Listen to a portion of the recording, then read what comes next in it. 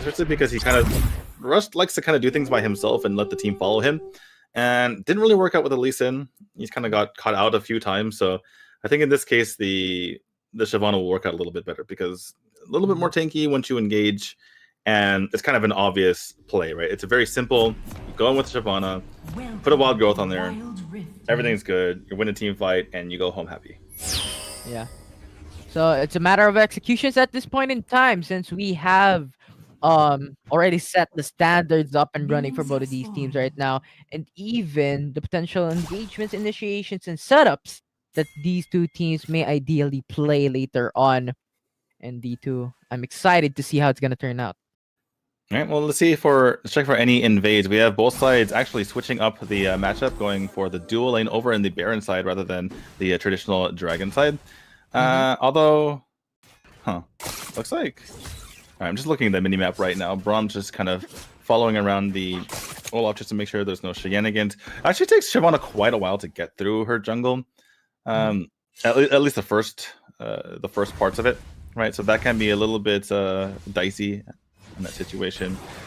Looks like we have Lulu rotating around, and Tristana actually goes back to the bottom lane. So it looked like Tristana was going for top lane, or sorry, it looks like it was going to be switched for a second there, but Lulu does rotate over down to the bottom lane to help out. And we have a pretty standard situation with just a flipped Misfortune and Akali. Yeah. It's really interesting. I've seen this throughout the tournaments, wherein they're just switching out the lanes, the Baron and the Dragon, with the duo lanes and the single lanes. Yeah, unfortunately, it's not really working out great for this Akali down in the bottom lane here. Pops the Shroud, but still takes quite a bit of damage here. As Tristana just kind of giving aim. Lulu actually does quite a bit of damage as well. Obviously, she's kind of like a hybrid support mage here. But, you know, as much as Akali is having a little bit of trouble, so too is Garen trying to hold on for his life against the Misfortune and the Braum over in that top lane. So, it could be a potential trade here of the towers as we move on forward. First color taken here by Rush. I think it's gonna be much harder to go for the bottom lane because you have the Olaf, and yes, he's recalling, but you also have the Orianna coming through. He's coming in for the respawn. So I think in terms of tower engagements, I think Team CKM has the advantage in the top lane because Shyvana is also on the bottom side of the map. Yeah, and well, as we continue on this game, I'm actually, are you getting? Is it getting blurry for you too? Yeah. Okay. You know what? We could talk about that later. I think actually there's just too much internet usage in David's apartment. I think that's what we're looking at here. We tried to troubleshoot it before. But anyway, we won't talk about that anymore. We'll talk about the backside of things. It looks like there's going to be a bit of a flash coming out from Garen in order to get away, but that means that he's leaving lots of minions behind. Kind of a similar story in this bottom lane, but a little behind is Sengoku trying to put down some damage onto this bottom turret for themselves. They are going to go ahead and do that, but Garen does get taken out first. Hawk looking for some revenge. Multiple members extremely low here from CKM. Can Hawk really do anything? He's by himself. He's so lonely. I'm actually amazed that you could still understand what's happening in game. But look at that. The bottom turret is actually being initiated by 3-man member from Team Sengoku Gaming, but on the top lane, they're all so low. They're all so low. They take out Hawk, and he's unable to protect that turret for a little while. Looks like Garen's going to go ahead and try to make that happen, but meanwhile, over in this bottom lane, the Akali does get taken out with the help of a Rush there. And Garen is on the warpath. You can see it in the mini-map there. Garen is just trying to get his revenge. He knows that multiple people are down low. Gets a little bit close, but it gets pushed back by the 3 members in that bush. I was actually quite amazed that Tristana and the rest of Team Sengoku Gaming went back too early. I think he could just, you know, place the bomb onto that turret and just go back afterwards. And I understand that the dragon is coming up soon. They need to reset to buy some items, but that single bomb would have been damaging against the turret. But nevertheless, it is quite understandable on why they did so. Yeah, it looks like, speaking of that, Drake, it is coming up quite soon here as both teams are getting ready to go to battle over it. And CKM is first to the site. Looks like Shyvana is quite a bit a ways away. All 5 members of CHAKAIMOOK there, and they're going to go ahead and burn it down. That's a little bit painful here if you are Sengoku, particularly because, as we mentioned before, Shyvana does scale when she gets the dragons. Her abilities get ever more powerful, and that is her passive. So without that dragon, her passive is basically non-existent. Instead, they're going to go ahead and rotate over to this blue buff on the bottom side of the map. Really all that he could do, given the situation. Mm-hmm. And it's currently just dead even for in terms of gold lead, like 17.8k to the blue side and 17.3k for the red side. Looks like a bit of skirmish here. It's going to be Orianna against the Tristana, but Orianna gets just completely caught out. And actually, I think that the ult has to be popped here for the Aurelion Soul, just to make sure that Tristana is able to stay alive here. Looks like in response to jump to the middle, but that's going to be the engage coming out from Rush, popping his dragon form there, and that means that's a dead misfortune. The fight still rages on. The Olaf is extremely low, but in comes the Akali to try to make some magic happen, but she just gets taken down instead by the Garen. And because the side of CKM is extremely low, they're going to have to go ahead and back off and let nature take its course here. In the meantime, Hawk was pushing down in bot, and finally we see Sengoku kind of riding the ship and taking a pretty sizable gold lead at 2k right now. And that was for me a surprising and I don't know, weird type of initiations coming in from Brawl and Misfortune. They already saw the Shyvana coming through in the mid lane, and they know that Shyvana wasn't has her ult available already as well, since in a previous team fight she didn't actually use that. So I think by then they should go back already, but nevertheless, I think they really want to go for those objectives to try and dominate the game early on. Yeah, exactly. It seems like the game plan here for CHAKAIMOOK is to try to take the Drakes and such away from Rush to make sure he doesn't get too out of control. That said, you know, despite not having a basket, he still has the ability to engage. If he ever does get that bar up there, and there's going to be a skirmish over this Rift Herald, and looks like CHAKAIMOOK is a little bit split as one of the members has to go towards the middle lane. Looks like blue team has taken the Rift Herald, but here comes the engagement from Sengoku. One has already fallen, and they're on the Warpath as well. The Braum has already fallen, as well as the 2-4-0, at least on my blurry screen, that's what it says. There is the Splash 4 just to take out this misfortune. That is 4 deaths here for CHAKAIMOOK. And Sengoku finally bringing the dominance. Mm-hmm. Dominance indeed. And right now, they're currently going in for the top tier 3 turret, outer turret, and they're gonna successfully take it as well. They're currently just going in for those responses against Team CKM. With the mistakes of CKM, this opens up a lot of opportunities to the side of Sengoku Gaming. Yeah, and with gold comes opportunities. With towers come opportunities. They still don't have the mid turret down, but I think that Sengoku is obviously somewhat happy with the proceedings of this game thus far. We'll see what they're able to do here. Taking a look at Misfortune's build at the moment, doesn't really have a whole lot to her name as far as gold is concerned, especially in comparison to Tristana here, who has already picked up Blade of the Ruined King and Last Whisper. So she's going to be pretty powerful going forward in these fights. And obviously, this last one being very powerful on this Tristana. We saw it in the first round and continuing here in this round number 2, game number 2. Mm-hmm. And hovering into the mid lane right now, 10 seconds, if I'm not mistaken. It's kind of blurry right now, but it's going to be the Infernal Drake. So this is going to be 19. Yeah, it was. I think it said 20 before. to give you guys, the reason why we're having a bit of trouble watching, because Dave has to show us the screen from his Discord, and sometimes it can get a little blurry. We've tried everything, guys. We tried everything. We reset the Discord every single time between games, but this can happen. So we're having a hard time reading numbers. We can see the champions though. We can see their health bars in general. So we're gonna be okay. It's a bit of a Minecraft stream. So if we can't read numbers, that's okay.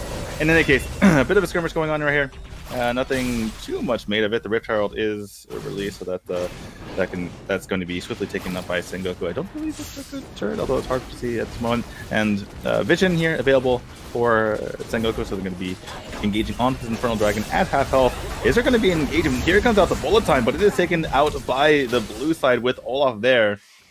And they get out of dodge. All right, well done here from CHAKAIMOOK. Starting the potential comeback trail, getting that dragon.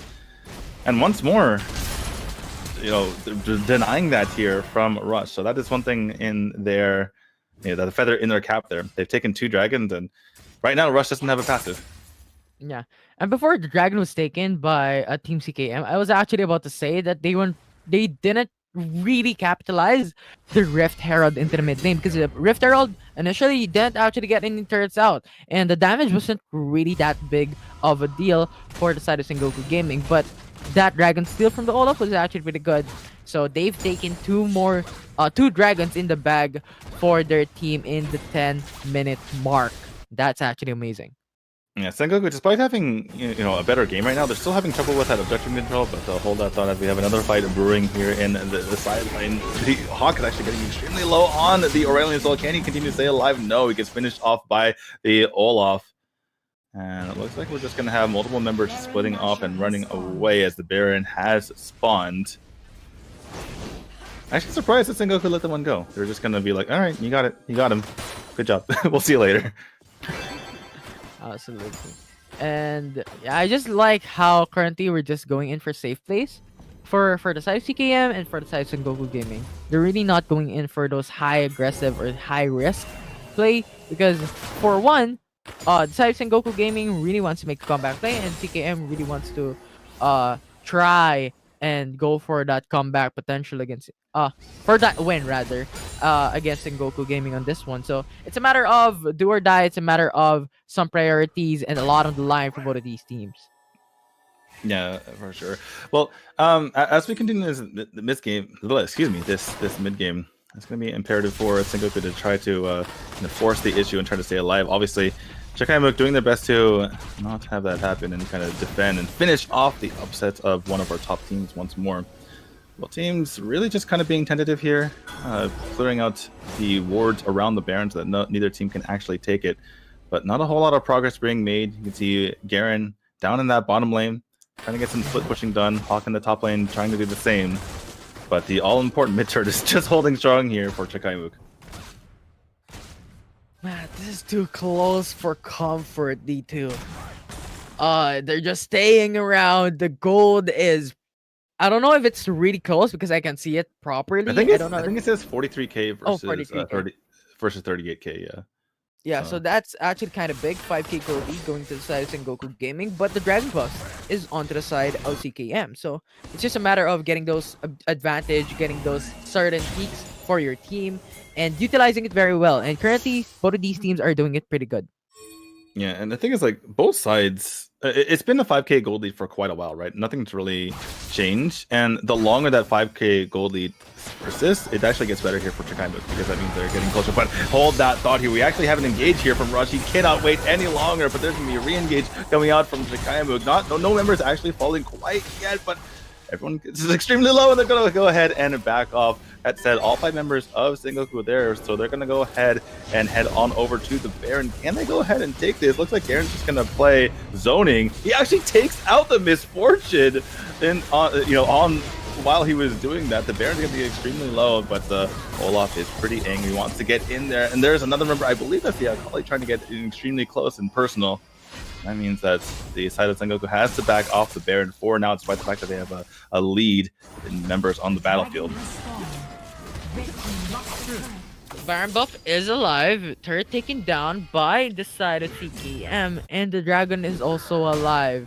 A lot of objectives, D2, and right now CKM is going in for that dragon. But yeah, this is actually an interesting play coming out here from Sengoku, though.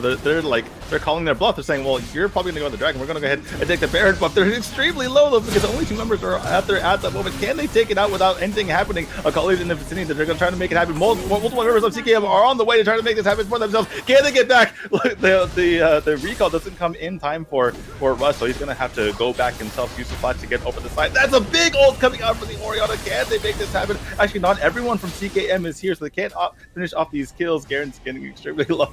This is so touch and go here on the side of Sengoku, but looks like they're able to get everyone out safely and pick up the Baron buff.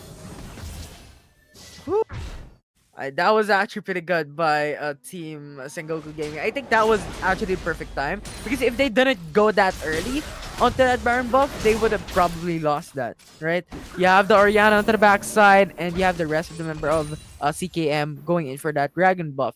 And with that early initiations coming in from Sengoku Gaming, they initially had the advantage. They had the dominance onto the Baron spit and took it. for their favor. Now it's gonna be the push for Blue team lost a turn. All right, are we reconnecting? Looks like we are reconnecting at a really bad time here as there is engagement coming out from both sides. Apologies, guys, we got disconnected from Discord for just a moment. There's so many members low for the side of Sengoku, but they get the first kill in this engagement by taking out the Akali. Looks like we have one member running away here. I can't even tell who it is. They're going to chase him down in the top right side of your map. They're going to go down in the end. Looks like it was Olaf who fell. And it looks like it's actually a 2-for-2 straight situation at the moment. Both teams just kind of holding on for dear life, but that does reset the Baron buff for multiple members on the side of Sengoku. So CHAKAIMOOK holding extremely strong here. The gold lead has extended to 6k, whereas it was 3k earlier, but CHAKAIMOOK reasonable hold, honestly, especially because they were getting pushed in on all sides, and they do have 3 dragons. Yeah. 100%. And I think right now, with the remaining members, with the remaining Baron buffs, oh no, never mind. It has already been lost. Okay, so the duration has been down for the Baron buff already. So I think right now, CKM really did a good job killing off Lulu and Tristana in the process. And that was actually a pretty good pick off from the side of CKM, getting the support and getting the ADC. To the side of Sengoku Gaming. So I think right now they still have the chance to make a comeback play. It's gonna be difficult, but it's still gonna happen if they really want to. Yeah, it just seems like they were the side of Sengoku was tunnel visioning on the backside of that fight, and they kind of let their front line go there. But well, again, it's anyone's game at the moment. Obviously, the gold lead here is in favor of Sengoku, but the dragon lead, you know, extra damage, extra vamp, extra movement speed is in favor of CHAKAIMOOK, so that certainly could make a difference in these team fights as we move on forward. And the next dragon is going to be that Elder, going to be a huge point of contention. The Baron is nearly up as well, so we can see some fireworks going right hard. Yeah, fireworks indeed. But Sengoku Gaming, I think they're really wanting to go for that Baron, right? The reset comes through for the side of CKM, so it is going to be very interesting. D2, it is a potential clash here from both of these teams. Yeah, they're going into a little bit of a funnel here. They jump in on the side. Looks like the Rush is going in. Gets about good for his name, but he has to back off. Or excuse me, that was the Hawk. My bad. The other side of the Double Dragon, but that means that Garen is shut down. And then we're going to have a 1-0 lead in this team fight at the moment here for CKM. Not going Sengoku's way. They tried to force the issue first by going for the Baron, but then for going for the team fight. I do not think they can take this fight. Many members are extremely low, including that Lulu, as you can see in the back side of this area. It's like they were trying to prevent the Elder Dragon from being taken, but they might have to just give this one up. They're still down 1 member. We have 4 members, I believe, here from CKM trying to push down this dragon with Akali zoning out over on the side. Looks like it's finally time for Sengoku to come in, but the dragon isn't even really that low. Looks like a Jihei has already been popped. In comes the multiple other members of the side of Sengoku, but they're just getting destroyed by the Orianna here, and they're gonna turn tail and run. Lulu has to pop the wild growth on herself, but she's gonna fall regardless. Garen joins the fight, but a little too late as he's going to have to run. Can he get away? No, he can't. Hawk is actually in trouble as well. He is going to maybe fall. He does fall in the end to the misfortune. And am I reading this correctly? That is an ace for 0 kills on the other side. Depending on these death timers, this could be another upset victory here for CHAKAIMOOK. They're pushing in. Can they make this happen? Actually, I don't want to watch the replay. I want to see if it ends. No, they're not going to end. Interesting, they're not ending. Oh, okay. You know what, D2? My prediction a while ago, a quadra kill, a pentakill from Tristana. It became the opposite way. It's now the misfortune taking that pentakill, taking that ace rather, for the side of CKM. But I think going in for that Baron buff gives you the security for the side of CKM to really go for the sustainable type of advantage on this specific case. Especially, I think Shyvana was already up. I think she was the first one who gets killed earlier. And I think that time, when Shyvana also died in that Dragon Spit, it was over. It was over in that engagement. And at that point in time, they really need to go back away. But the catch potential of CKM is just enough to punish them. Yeah, it seemed like Sengoku couldn't really hold any longer. They knew that with already 3 dragon buffs to the side of CHAKAIMOOK, that one more Elder was going to make them just unstoppable. So that's why they kind of forced the issue, tried to go in there, didn't work out in the end. But now we have CHAKAIMOOK with the Baron buff on their side. This mid inhibitor turret is extremely low. Are they going to be able to finish this game up? Are they going to provide our second upset victory in a row? It looks like they are on their way to doing so with 4 dragon buffs to their side, the Baron buff to their side, near gold parity. And they've already pushed on this mid inhibitor turret, pushing on this the bottom inhibitor turret as well. They look at the top side, it's already down, and they've already had some damage on the Nexus, and they're getting members extremely low. Sengoku is completely on the back foot. They're turning their attention to the Nexus, and that, ladies and gentlemen, is going to be it. CHAKAIMOOK 2-0 Sengoku, and they're making their way to the winners final. That is gonna be Omega versus CHAKAIMOOK on that winners finals. D2, I'm excited to see how it's gonna turn out. But before that, let's actually analyze this post-game analysis. We have the Olaf, we have the Braum, Orianna Misfortune, and Akali. As expected, a lot of damage coming in from that Misfortune with the bullet time. And of course, the poking capabilities as well. Very, very strong. And I think the key player here for the blue team would really be for that Olaf and the Misfortune really doing some plays, and even Oriana and Akali wasn't really that great in this fight, but I think the zoning capabilities, just baiting out the enemy team, was really good. And for the side Team Sengoku, Look at that gold graph. Oh my Yeah. goodness. Oof, that's an oof right there.